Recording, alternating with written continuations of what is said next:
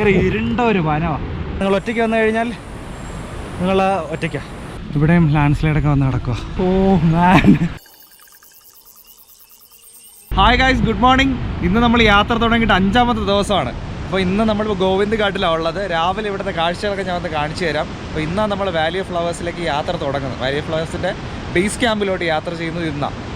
അപ്പോൾ ഞാനിവിടുത്തെ കാഴ്ചകളൊക്കെ ഒന്ന് കാണിച്ചു തരാം. ഗോവിന്ദ് ഘാട്ട് ഒരു ചെറിയ സ്ഥലമാണ് കേട്ടോ. അപ്പോൾ നമ്മളിപ്പോൾ താമസിക്കുന്ന കെട്ടിടത്തിൻ്റെ മേലെ ഞാനുള്ളത്. രാവിലെ ചെറിയ മഴ ഉണ്ടായിരുന്നു, അപ്പോൾ അതുകൊണ്ട് എല്ലാം ഫ്രഷായിട്ട് ഇങ്ങനെ ഇരിക്കുക കണ്ടോ. അപ്പോൾ നമ്മളിത് ഇവിടെ സ്റ്റേ ചെയ്തേ. ബൈ. അപ്പോൾ നമ്മളിനി ഇവിടെ നിന്ന് ഇറങ്ങുവാണ്. ഞാൻ കാണുന്ന പോലെ കുറേ ലഗേജ് ഉണ്ട്. ഈ ലഗേജ് എല്ലാം കൊണ്ട് നമുക്ക് ഗുരുദ്വാരയിൽ വയ്ക്കാം. ഇവിടെ ഒരു ഗുരുദ്വാരയുണ്ട്. അപ്പോൾ അവിടെ നമുക്ക് ഈ സാധനങ്ങളെല്ലാം സേഫായിട്ട് വയ്ക്കാൻ പറ്റുമെന്നാണ് ഇവിടെ നിന്ന് പറഞ്ഞ്. അതിനുമ്പ് ബ്രേക്ക്ഫാസ്റ്റും കഴിക്കണം. അപ്പോൾ നമുക്കിനി യാത്ര തുടങ്ങുവാണ് വാലി ഫ്ലവേഴ്സിലോട്ട്.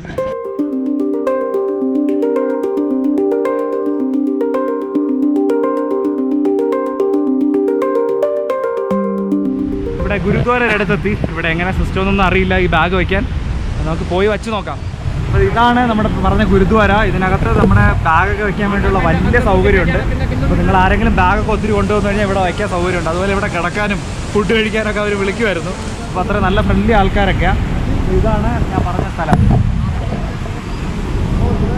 ഈ പാലത്തിലൂടെയാണ് നമ്മൾ പോകുന്നത്. അപ്പോൾ അങ്ങോട്ട് പോകാനുള്ള വണ്ടി നമുക്ക് അവിടെ കിട്ടും എന്നാണ് പറഞ്ഞത്. പോയി നോക്കാം. ഈ വഴിയാണ് നമ്മൾ മേലോട്ട് പോവേണ്ടത്. നമ്മൾ 5 പേരായാലും ഇവർ വണ്ടി എടുക്കത്തുള്ളൂ. 5 പേരാകാൻ വേണ്ടി വെയിറ്റ് ചെയ്യുക. വേറെ 2 ആൾക്കാരിവിടെ ഉണ്ട്. ഇപ്പോൾ ഒരാളിവിടെ വരാനുണ്ട്. അപ്പോൾ അത് കഴിഞ്ഞിട്ട് ഒരു വണ്ടി എടുക്കത്തുള്ളൂ. നമുക്കൊരു വണ്ടി ഇവിടെ നിന്ന് പോവാം.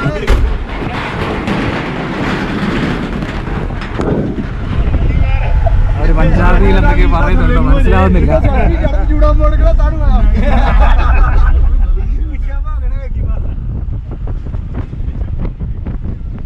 ഹലോ. അപ്പോൾ നമ്മളിവിടെ എത്തി. വണ്ടിക്ക് 50 രൂപ കൊടുത്ത് ബാഗൊക്കെ ഉൾപ്പെടെ. ഈ ചേട്ടന്മാർ വേണമെങ്കിൽ ബാഗ് കൊണ്ടുപോയി സഹായിക്കും. പക്ഷെ നമ്മളങ്ങനെ പോകുന്നില്ലല്ലോ. പിന്നെ ചേട്ടാ ആളെ മുകളിലെ കൊണ്ടു ക്യാ ആദ്മി को लेके जाएगा अच्छा कितने रुपये हाँ अने जाने तो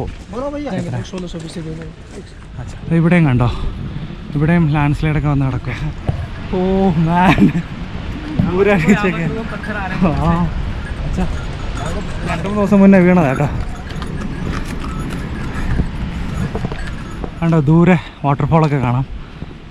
മൊത്തം മലയാണ് കണ്ടോ ചുറ്റും.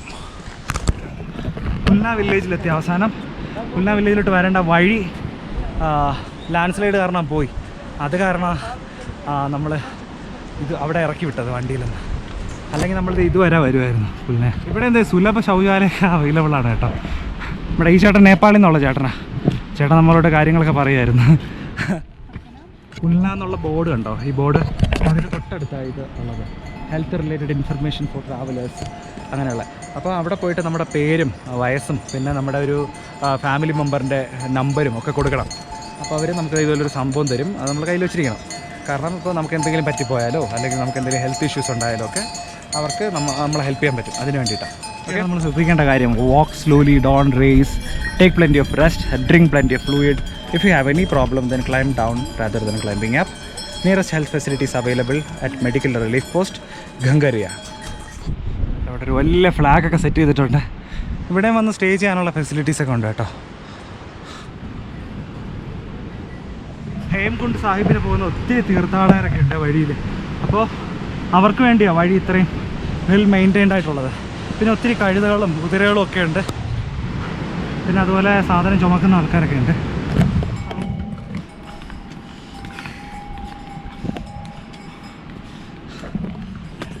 കുൽനയിൽ നിന്ന് ഗംഗറിയയിലേക്ക് 10 കിലോമീറ്റർ ഉണ്ട്. അപ്പോൾ അത്രയും ദൂരം നല്ല വഴിയെന്നാണ് പറഞ്ഞു കേട്ടെ. അപ്പോൾ ഇങ്ങനെ കുഴപ്പമില്ല, തളരുമ്പോൾ റെസ്റ്റ് ചെയ്തൊക്കെ പോകാൻ സൗകര്യമുണ്ട്.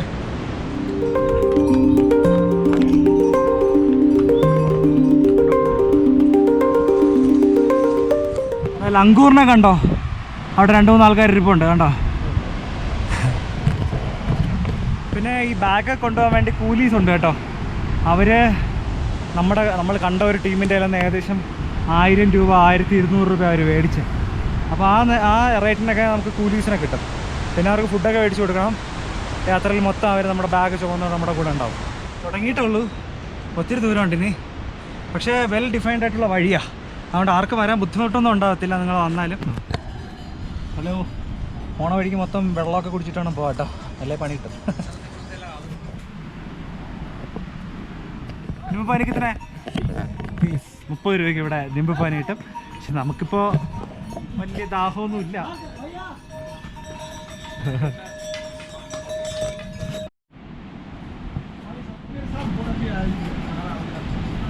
എന്താ കുതിരയ്ക്ക് തീറ്റ കൊടുക്കുന്നത് ഇങ്ങനെയാ, തലയിൽ കെട്ടിയും കിട്ടു കൊടുക്കും ആ സാധനം.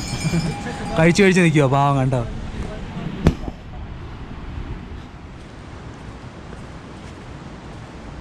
ഇത് കുറേ വന്നു കഴിയുമ്പോഴേക്കും ഈ വനത്തിൻ്റെ സ്വഭാവം മാറും കണ്ടോ. ഭയങ്കര ഇരുണ്ട ഒരു വനമാണ്, അപ്പം അതിനകത്തൂടെ നടക്കുന്നേ. പിന്നെ നിങ്ങൾ വരുമ്പോൾ ട്രക്കിംഗ് കമ്പനിയുടെ കൂടെ വന്നു കഴിഞ്ഞാൽ ഒരു ഹെൽപ്പിംഗ് ഹാൻഡ് ഉണ്ടാവും, എന്തെങ്കിലും വന്നു പോയാൽ നോക്കാനൊക്കെ ആളുണ്ടാവും. പക്ഷേ നിങ്ങൾ ഒറ്റയ്ക്ക് വന്നു കഴിഞ്ഞാൽ നിങ്ങൾ ഒറ്റയ്ക്കാണ്. അപ്പോൾ ഞാനിപ്പോൾ എൻ്റെ ഒരു ഫ്രണ്ടിൻ്റെ കൂടെ വന്നേ, നമ്മൾ രണ്ടുപേരുമായിട്ടാണ്. അപ്പോൾ ട്രക്കിംഗ് കമ്പനിയൊന്നും അങ്ങനെ പോയിട്ടില്ല, നമ്മൾ രണ്ടുപേരുമാണ് വന്നത്. അതുകൊണ്ടിപ്പോൾ എനിക്കെന്തെങ്കിലും പറ്റി അവനാണുള്ളത്, അവനെന്തെങ്കിലും പറ്റി ഞാനാണുള്ളത്. അപ്പോൾ അങ്ങനെ നിങ്ങളും ഒറ്റയ്ക്കൊക്കെ വരുമ്പോൾ സൂക്ഷിച്ച് വരിക, നല്ല പ്ലാനൊക്കെ ചെയ്തിട്ട് വരിക. ട്രക്കിംഗ് കമ്പനി ആണെങ്കിൽ വേറെ നോക്കേണ്ട ആവശ്യമില്ല, കാശ് കൊടുക്കുക, അവരെ കൂടെ വരിക. അതിലൊരു ഷെയിമൊന്നുമില്ല. നമുക്ക് ഈ സ്ഥലങ്ങളൊക്കെ വന്ന് കാണുക, അതൊക്കെ അല്ലേ ഉള്ളൂ. അല്ലാതെ എങ്ങനെ വരുന്നു എന്നുള്ളത് മാറ്ററായിട്ടുള്ളൊരു കാര്യമല്ല. ഈ സ്ഥലം നോക്കും, ഒരു രക്ഷയില്ല, അടിപൊളിയാണ്.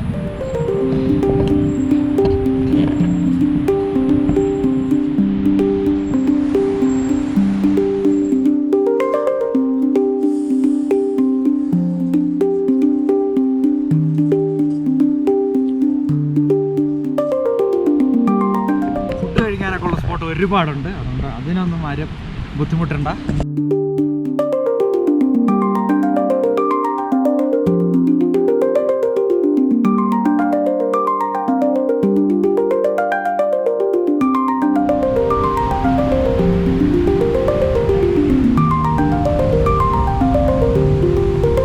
നല്ല തണുപ്പാണ് ഇവിടെയൊക്കെ, ചെറുതായിട്ട് മഴ പൊടിയുന്നുണ്ട്.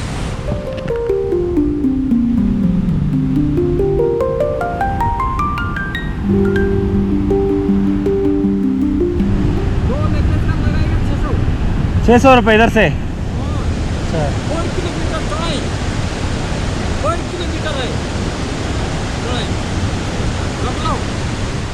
ഈ 3.5 കിലോമീറ്റർ നടക്കാനുണ്ട്, ഒരു പരിവായി. ഇവിടെ കുട്ടികളുടെ അണ്ണന്മാർ കുറേ ഉണ്ട്, അവർ വേണമെങ്കിൽ മേളിൽ കൊണ്ടുവിടും.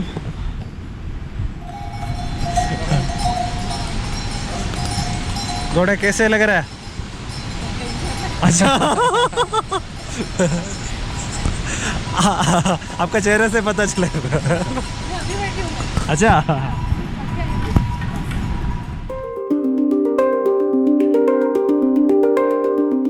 ഇത് റോഡോണ്ടുണ്ടാ. ഇപ്രാവശ്യം പൂ കാണാൻ പറ്റിയില്ല, ഹോപ്പ്ഫുള്ളി അടുത്ത പ്രാവശ്യമെങ്കിലും കാണാൻ പറ്റുമായിരിക്കും.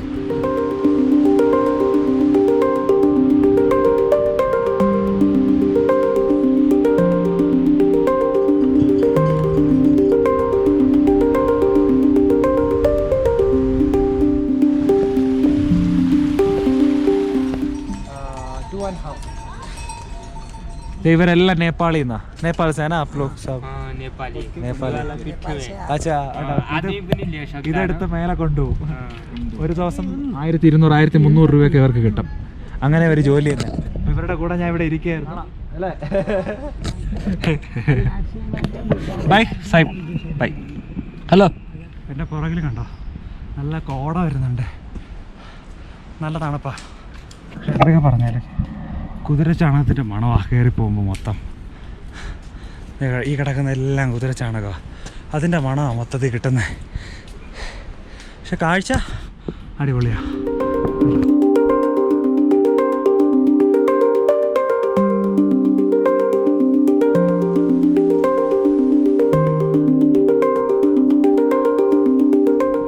ഫൈനലി ആ വില്ലേജ് കാണാൻ പറ്റുന്നുണ്ട്. നീ നോക്ക് അവിടെ.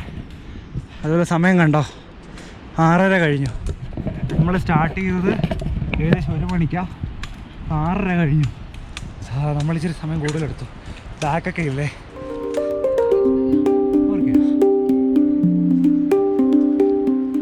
ഇവിടെ കുറേ ടെൻറ്റും കാര്യങ്ങളൊക്കെ ഉണ്ട്. ഇവിടെ ഗുരുദ്വാരയിൽ കിടക്കാൻ പറ്റുമെന്നൊക്കെയുള്ള ഒരു സംഭവം കേട്ടു. അവിടെ പോയി നോക്കാം എങ്ങനെയാണ്. 10,003 അടി മുകളിലാണ് നമ്മളിപ്പോൾ നിൽക്കുന്നത്. കേട്ടോ, ഇത്രയും പൊക്കത്തിൽ ഇത്രയും സെറ്റപ്പ് ഉണ്ടാവും നമ്മൾ വിചാരിച്ചില്ല. अभी शूट कर रहे हैं आपको कितने मेगापिक्सल का है? മെഗാപിക്സൽ 12. ഇതാണ് നമ്മൾ സ്റ്റേ ചെയ്യുന്ന ഗുരുദ്വാര. ഇവിടുത്തെ സ്റ്റേ അടിപൊളിയാ, ഫുഡ് അടിപൊളിയാ. നമ്മൾ വന്നു നേരത്തെ എത്തി ഇവിടെ. പിന്നെ നല്ല ക്ഷീണമായിരുന്നു, അതുകൊണ്ട് പോയി കയറി ഫുഡൊക്കെ കഴിച്ചു. ചായയൊക്കെ ഉണ്ടായിരുന്നു, ചായയൊക്കെ കുറേ കുടിച്ചു. പിന്നെ നല്ല ആൾക്കാരാട്ടോ, ഇടപെടാനൊക്കെ നല്ല അടിപൊളി ആൾക്കാരാണ്. അപ്പോൾ സ്റ്റേ ചെയ്യാനും അവരൊരു ഡോർമെട്രി ഇവിടെ ഉണ്ട്, ഫ്രീ ആയതെല്ലാം. അപ്പോൾ ഒരു തിരിച്ചറിയുമ്പോൾ എന്തെങ്കിലും കൊടുത്തിട്ടേ വരത്തുള്ളൂ. പക്ഷേ സ്റ്റിൽ ഫ്രീ ആയിട്ട് ഇത്രയും ആൾക്കാർക്കൊരു ഫെസിലിറ്റി കൊടുക്കുന്നത് ഞാൻ ആദ്യമായിട്ട് എക്സ്പീരിയൻസ് ചെയ്യാം കേട്ടോ. വല്ലാത്തൊരു എക്സ്പീരിയൻസ് ആയിരുന്നു. അപ്പോൾ അതിൻ്റെ അകത്താണ് നമ്മൾ സ്റ്റേ ചെയ്യുന്നത് രണ്ടുപേരും. 9:30 10 മണിക്ക് അതിൻ്റെ ഡോർ അടയ്ക്കും ഗുരുദ്വാരയുടെ. അപ്പോൾ അതിനു മുമ്പ് തിരിച്ചു കയറണം. നമ്മൾ ജസ്റ്റ് പുറത്തുനിന്ന് ഇറങ്ങി ഇവിടെയൊക്കെ ഒന്ന് കാണാൻ വേണ്ടി പുറത്തിറങ്ങിയതാണ്. കുറച്ച് ഫുഡ് കോർട്ട്സും അതുപോലെ തുണിയൊക്കെ വയ്ക്കുന്ന സ്ഥലങ്ങളും ഒക്കെ ഉണ്ട്.